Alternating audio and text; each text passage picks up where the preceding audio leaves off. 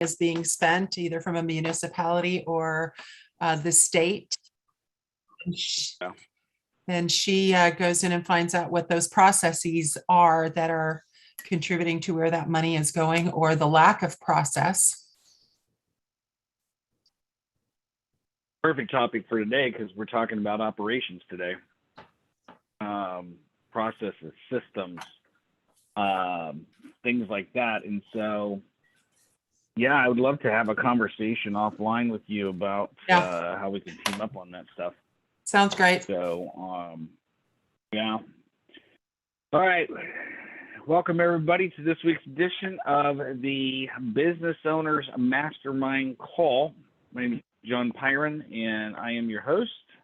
And here's my buddy Alan Woody Reeves, our co-host. What's up, buddy? And it's a glorious, glorious, glorious Thursday to be alive, honestly. I hope everyone, I wish everyone the day that I've had. Well, let's start off with that, dude. Tell us all about it, man. Don't leave us in suspense. I got to the office this morning. There was a big package waiting outside. I opened it up, cut it up with my knife, and right there was my 60-inch by 90-inch portrait of John Pyron waiting to hang up in my office. Every first thing that anybody will see when they get in the morning. So you know, without even speaking a word, that everybody's going to come in with the right attitude and no excuses whatsoever. Because how can you look upon that countenance and not be just, yes, we're going to go kill it today. Oh no, my God, you smart ass. I left myself wide open for that one. I like the idea, by the way. Yeah. I think I'll have one made and send it to you, man. You need to do that. You need to maybe you should do a calendar, John. You know, like the firefighters do. You could have a John Pyron 2022 calendar. You on the golf course, you do a barbecue. I may have to talk to Allison about this. Oh my God, you're killing me, dude. Yeah, I mean, I got a website contract done. I closed a new client that was completely unexpected. And this is another conversation for another day. I lost a client out of the blue that I did not expect yesterday. But you know, there are times in the past when that would have blindsided me because they were one of the top dollar clients that we had. You know, and you know, typically, unless things go really sideways, if I've got the relationship or my operations director, Cheryl, owns the relationship, we don't lose clients. It just doesn't happen. We don't have that churn. But if there's something else in the mix, another person is the face of the business, or, you know, if I'm only dealing with management and I'm firewalled away from ownership, that's what happened in this case. But all of a sudden I got so many things in the pipeline. And people coming to me, basically saying, "Hey, I want to talk to you. What have you got here?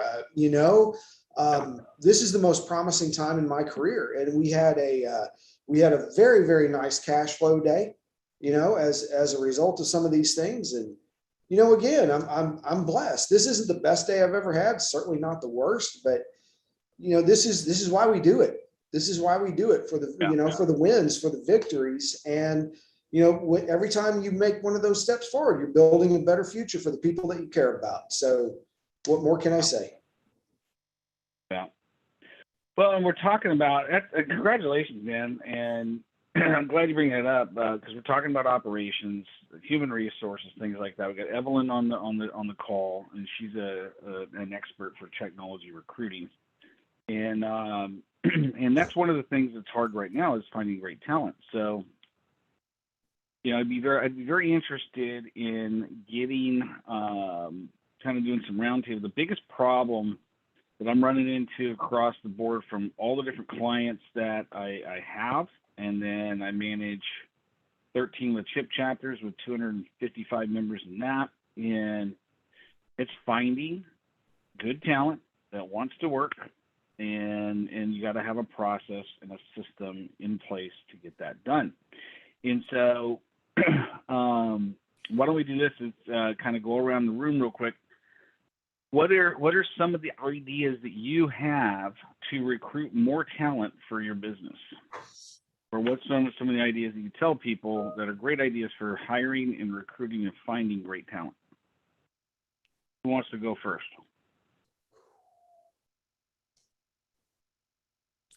I guess I'll go first. It's Evelyn.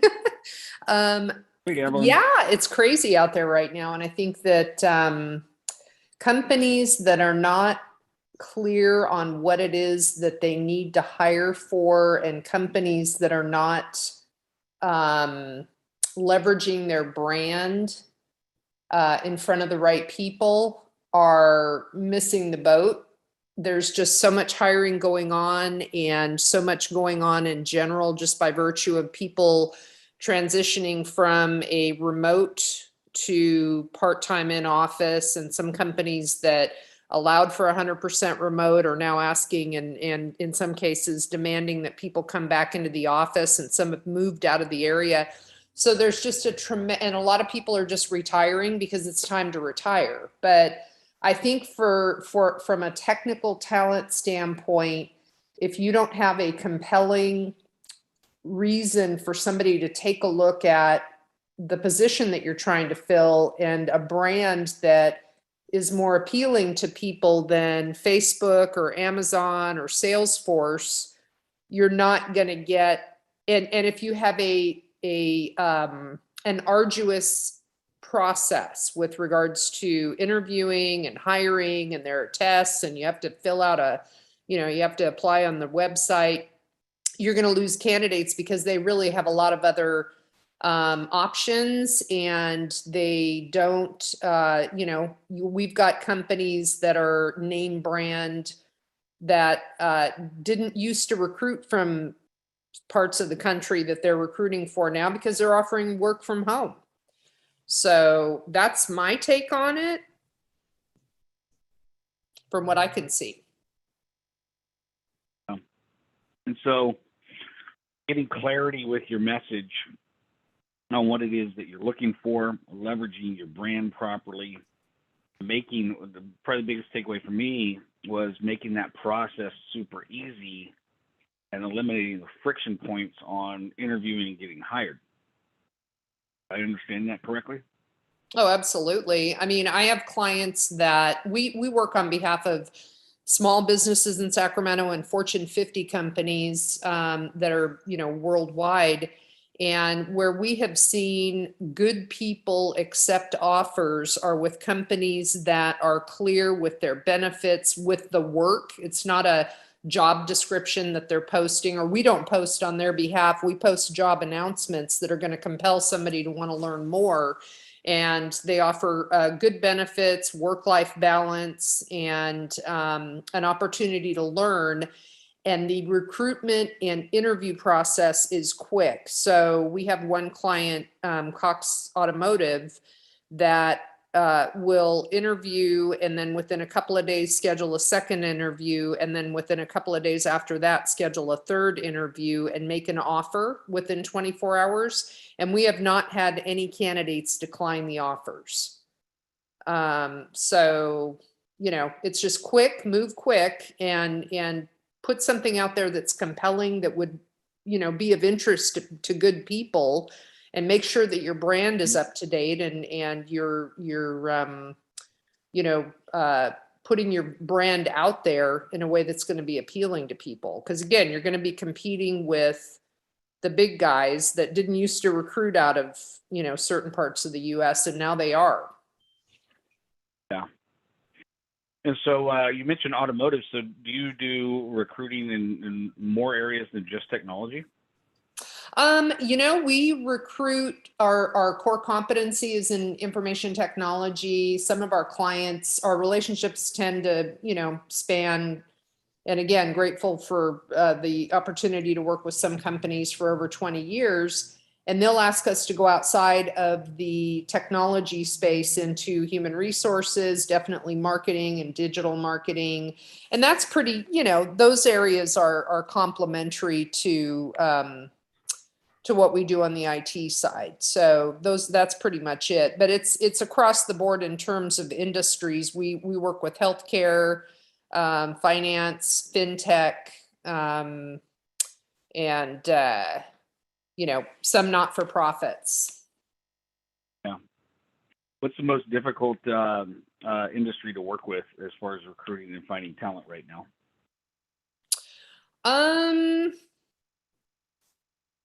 That's a good question. I mean, I don't know that it's an industry. I think there are skill sets that the demand is tightest right now for people that are building software systems and software platforms, more this 21st century.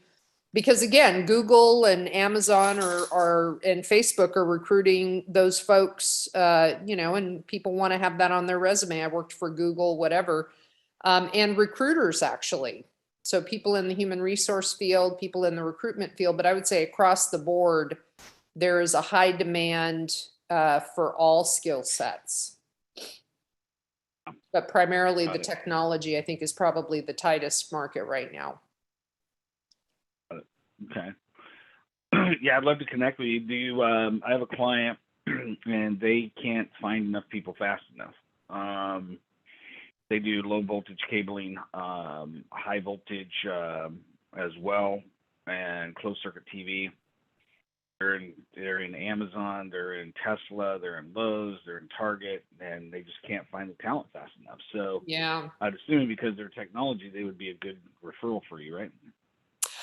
If it is a cabling type job, that may not be in our wheelhouse, but I could certainly provide some advice, and they may be able to partner up with some of the economic development collaboratives. Are they here in Sacramento or?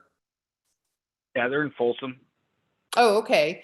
Yeah, there's probably programs where they could have, they could partner up with an economic development collaborative that could, start developing a pipeline for them. Those are kind of field engineer jobs, and those can be good.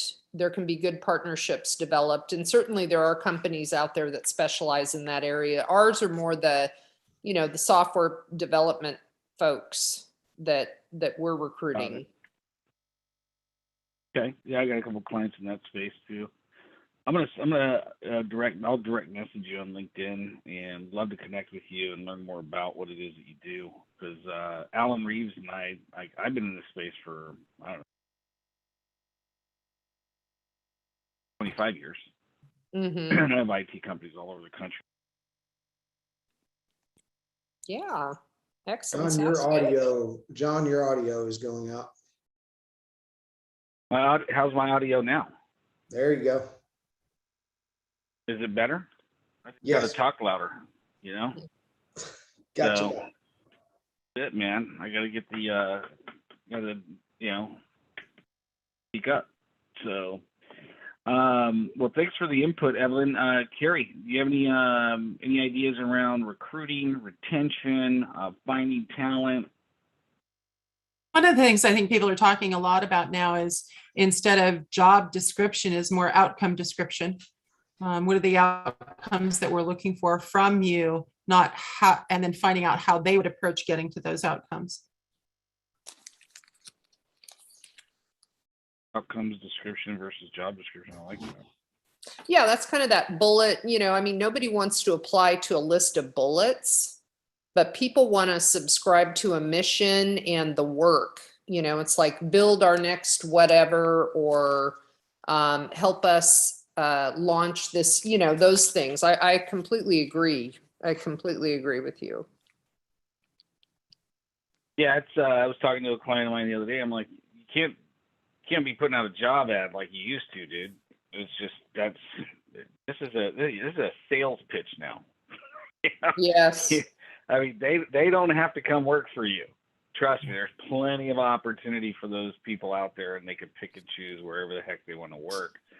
And so you need to explain to them why they need to choose you versus, it's almost like the renting market in California right now. The moment a rental goes up on the market, there's about 65 to 70 people that apply for it.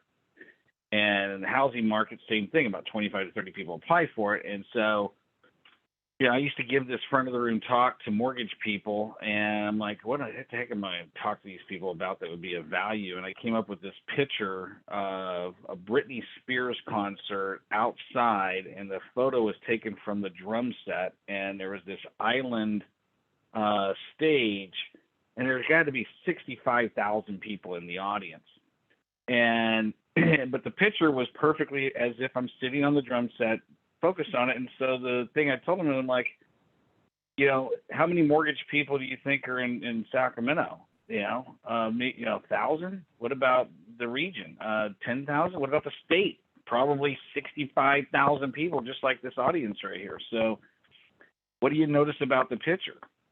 Everybody looks the same, except for the person right over there holding that pink sign, except for that person over there holding that sign. I said, if you're going to stand out in the job market and attract talent, you're going to have to do some crazy crap to stand out, because money ain't going to get it.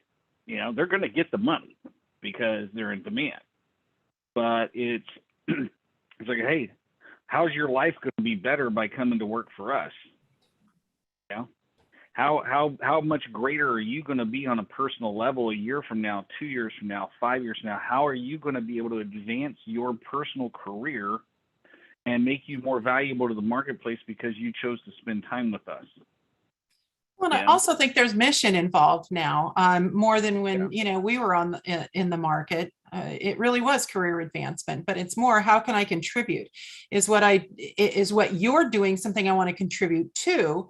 And with my, maybe not truly unique, but you feel like you have a unique take on what you do, how you approach what you do. How am I going to be contributory to that particular complete mission? And I think people look at it a lot differently now, because they can possibly, but also the generations behind us are thinking that way a great deal. Yeah. It's interesting as you brought that up. I told one of my clients they have 22 employees, and they're trying to figure this out. And I said, well, it's like marketing 101. Right. Why not go to all of your employees, do an anonymous survey, okay, and say, hey, you've been here for X amount of years. Why do you stay here? Why do you stay here? What is it about this job that keeps you here versus going and looking somewhere else? And you get that feedback from your employees, and that becomes your bait that you put out there in the market with your message. And it's like, if I wanted to market to, who was I talking to yesterday? I did a strategy session with a pest control guy on Monday. And we're sitting there, and he's been in business 3 years. And, I said, how many clients do you have? He goes, I have 490 clients. I'm like, okay.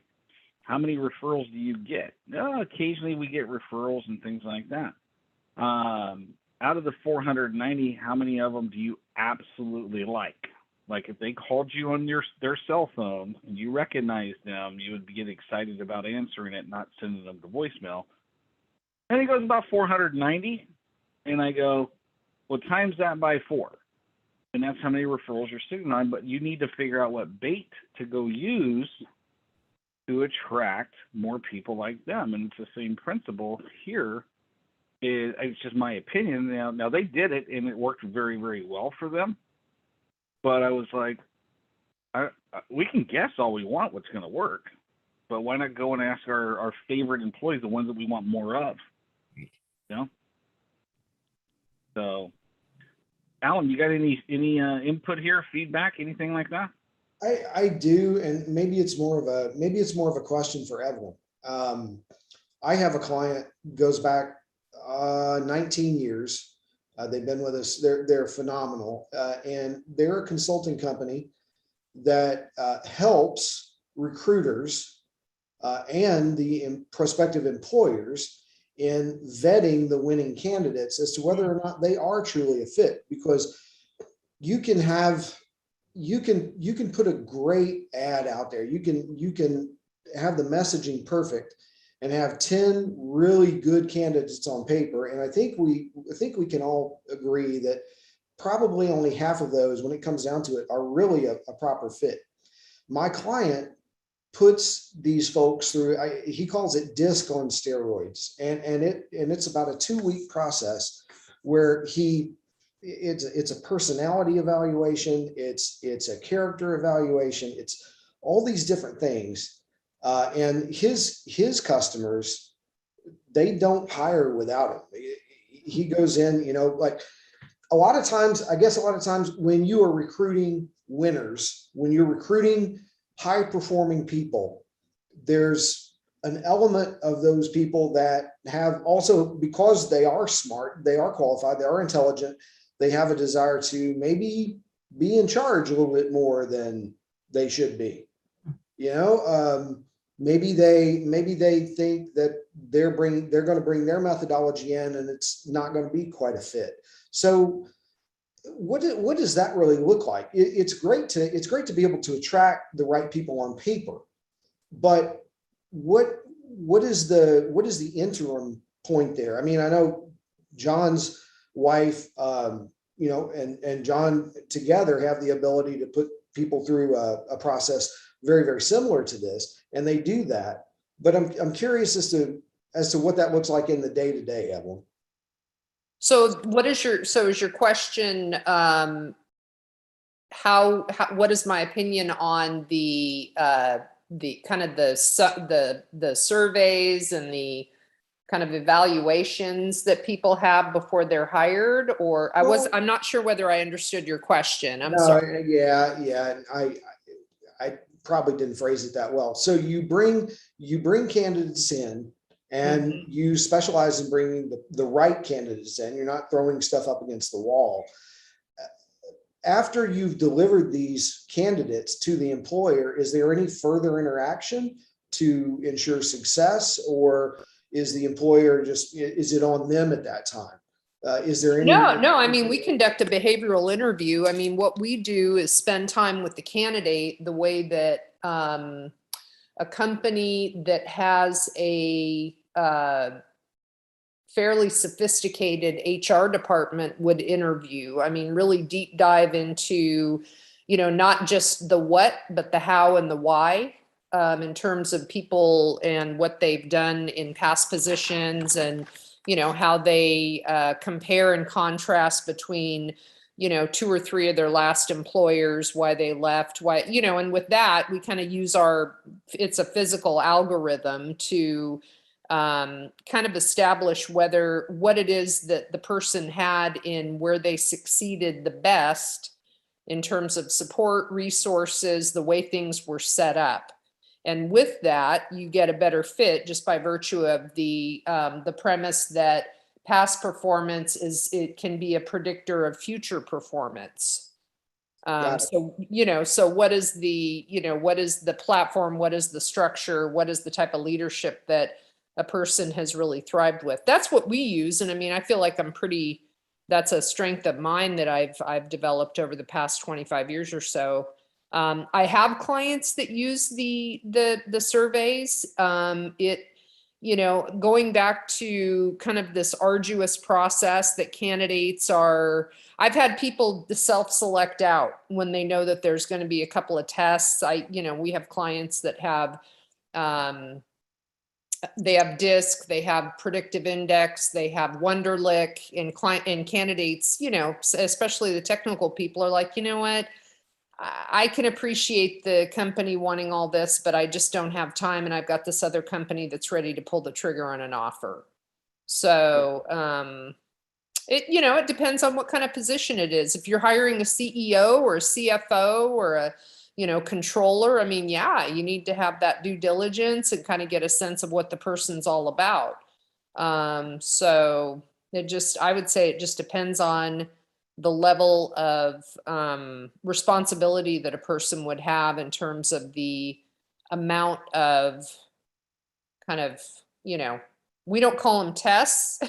We call them surveys because they're not a means of hiring or not hiring a person, I would hope. But yeah, it's kind of today's market, it's talent driven, and people are just going to say, I don't have time for that. I've already worked 12 hours today and I'm not going to take a test.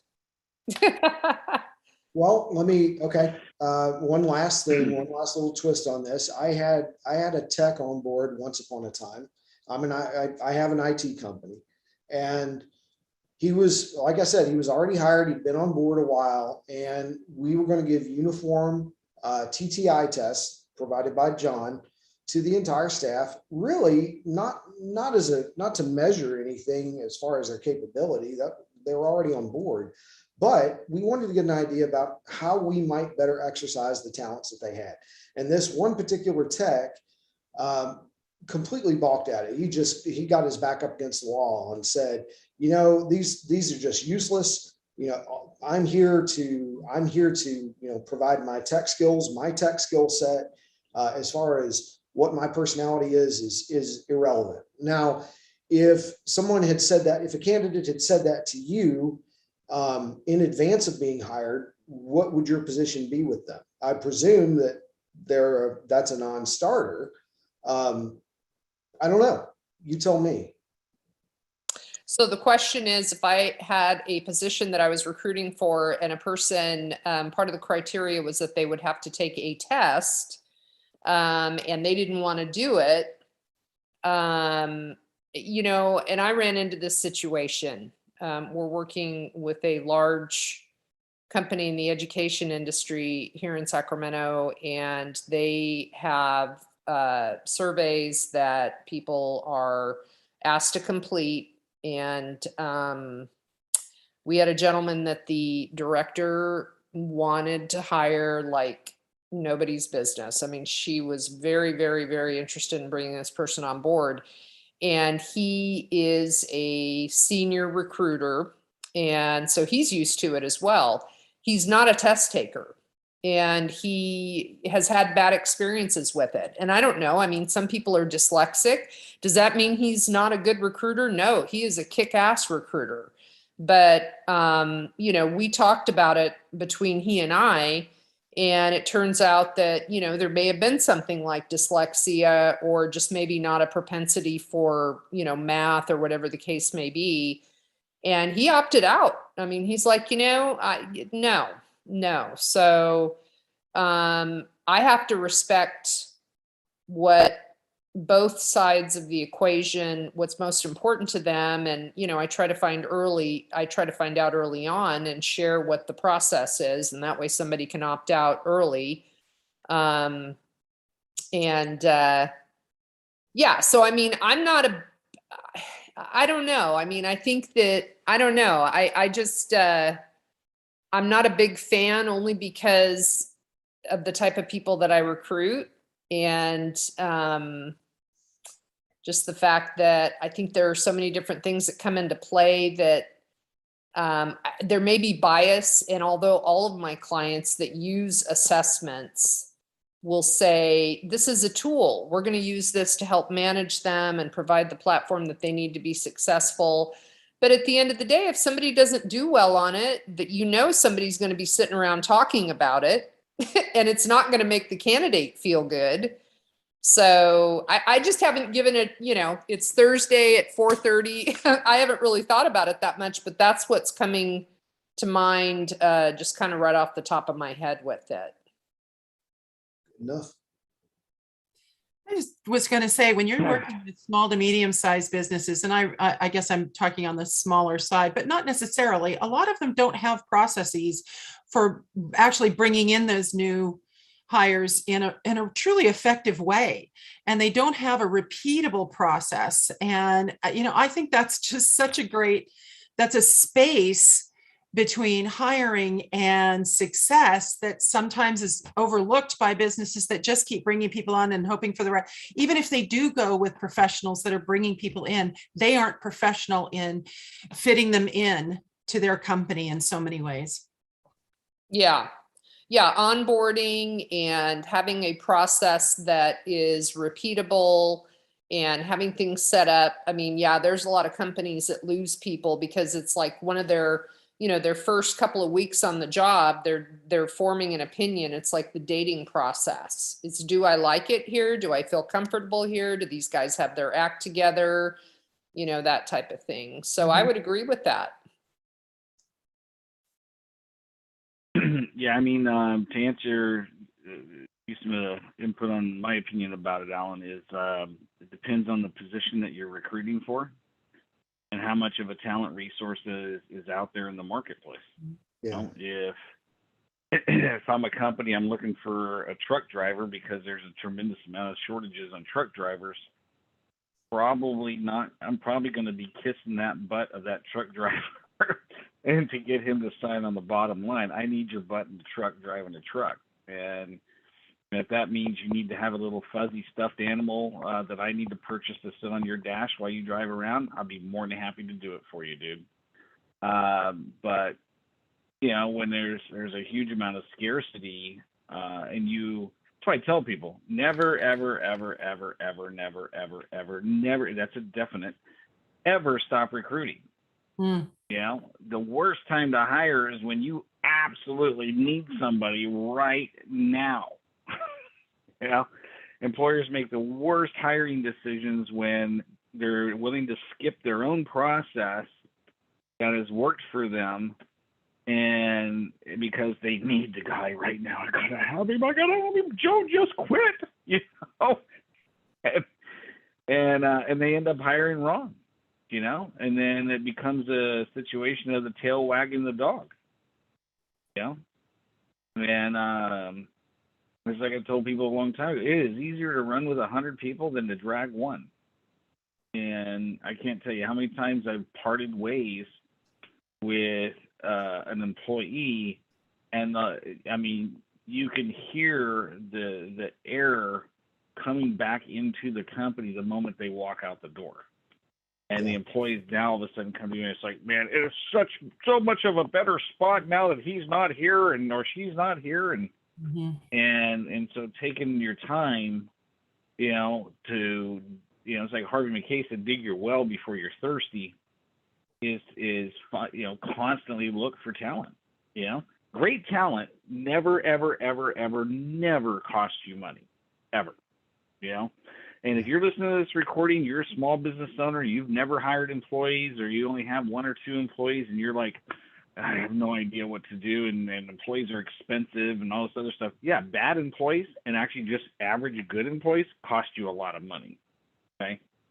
But great employees, they will make you money every single time as long as you got your processes and systems in place. And if you don't have your processes and systems in place, what a great employee will do is help you put those processes in place.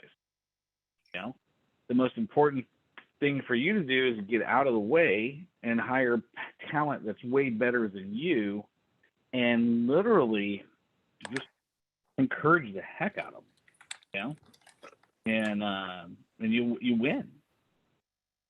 Well, I also think documentation is huge. I mean, whenever we did strategic plans for any of our SMBs, it's all about documentation, because one person can come in great and do well, and you've encouraged them, but document what they did, or ask them to document how they navigated, or how they interact, whatever that might be. I mean, it all depends on whether it's a soft skill or a hard skill, of course, but how they fit in, and document what's been happening. So many times nothing's documented, so you can't repeat something that worked, or you repeat something that didn't work because it's also not documented.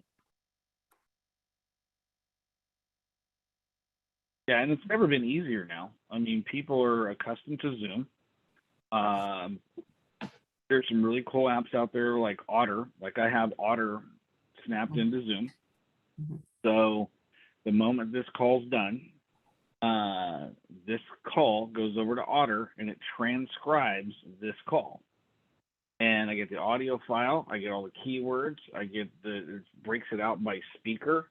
And it's excellent for documenting processes. So the hardest thing, companies that have a lot of friction points, meaning it has to be a printed, documented, step-by-step process, are missing the boat of technology today because processes and things change so quick now.